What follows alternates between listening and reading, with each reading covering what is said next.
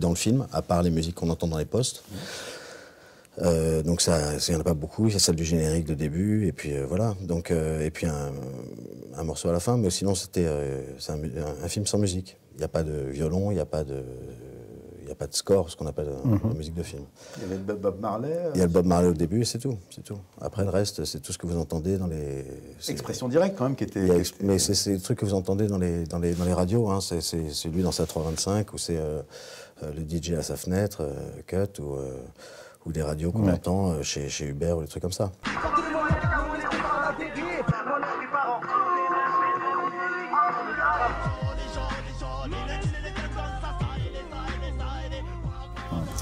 Il n'y a pas de musique de film. Voilà. Donc on ne peut pas sortir vraiment un disque très intéressant de musique de film.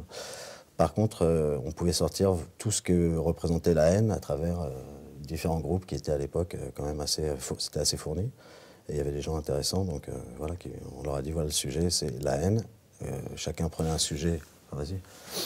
Le scénario, ça comme un scénario, voilà, quoi. Le scénario avait été découpé et tiré différents sujets de différentes séquences du film et de voir premièrement qui ça intéresserait plus, tel sujet ou tel sujet, ou aussi ceux à qui on penserait plus pour étayer tel ou tel sujet.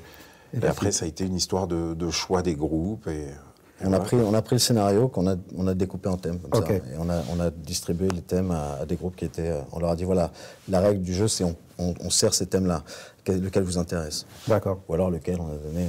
voilà. On pense que ça, c'est vraiment plus intéressant pour toi, c'est un meilleur exercice. Voilà, Et à l'époque, toi, tu fais partie du groupe Assassin. Tu viens en tout cas du groupe Assassin. J'en viens, oui.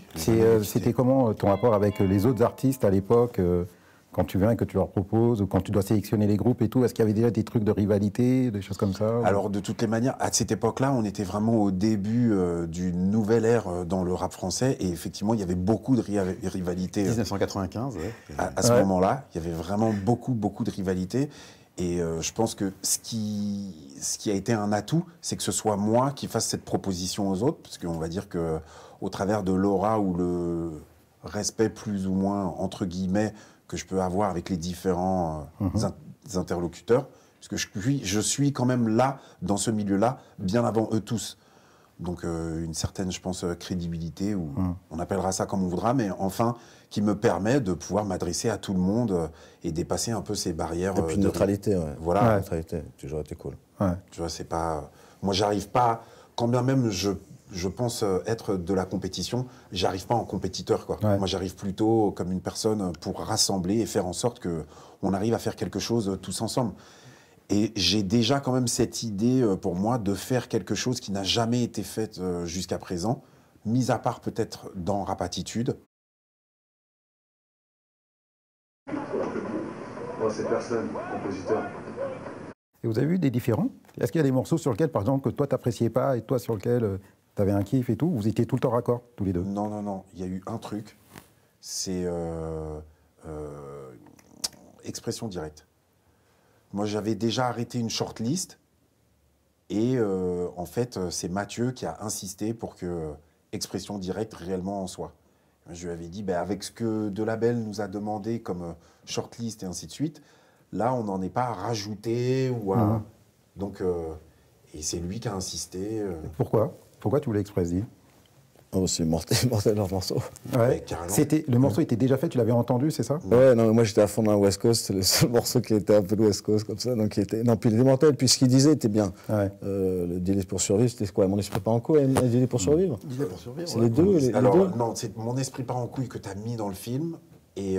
Délai pour survivre sur la compilation. Voilà. Ça, voilà, mon esprit en couille, voilà, ça. Donc ouais, parce que le morceau était vraiment super bien construit, je trouvais qu'il rentrait bien dans la cinématographie du projet, ouais. Ok. Toi, t'es plus West Coast au niveau musicalement? À cette époque-là, ouais, j'étais complètement... Et aujourd'hui? Toujours aujourd'hui, ouais. Aujourd'hui aussi. C'est marrant que tu parles de la West Coast parce que NWA, qui était le grand groupe de gangster rap californien, qui était son époque à l'échelle française, avec Rude Lion à la production, Expression Directe, était un petit peu dans cette case-là, un groupe un peu dangereux. On sait Ouais, mais c'était le truc, mais c'était tellement gentil aussi.